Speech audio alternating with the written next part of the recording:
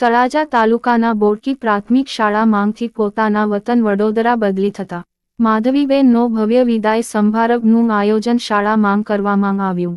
આ વિદાય કાર્યક્રમ માંગ ભૂપતભાઈ આચાર્ય દાઠા તથા પેટા શાળાના તમામ આચાર્યો અને પ્રકાશપુરી ગૌસ્વામી તથા ગર્વ છે ગુજરાતી સભ્યો પરિવાર સહ હાજર રહ્યા અને ગામના સરપંચ શ્રી દાદુભાઈ મશરીભાઈ ગીગાભાઈ કાળુભાઈ વગેરે ગામ આગેવાનો માતા અને બહેનોએ બહોળી સંખ્યામાં હાજરી આપી। કાર્યક્રમની શરૂઆત દીપ પ્રાગટ્ય કરી બાળાઓ દ્વારા સ્વાગત ગીત રજૂ કરવામાં આવ્યું। તમામ મહેમાનનું ગીતાજી પુસ્તક આપી સ્વાગત કરવામાં આવ્યું। શાળાના આચાર્ય હસમુખ પંચાલ તથા મહેમાનો દ્વારા પ્રસંગ અનુરૂપ શાબ્દિક પ્રવચન આપવામાં આવ્યું। સ્ટાફ મિત્રો દ્વારા બેન શ્રી માધવીબેન સોલંકીને મોમેન્ટો અને ભેટ સોગાદો આપવામાં આવી।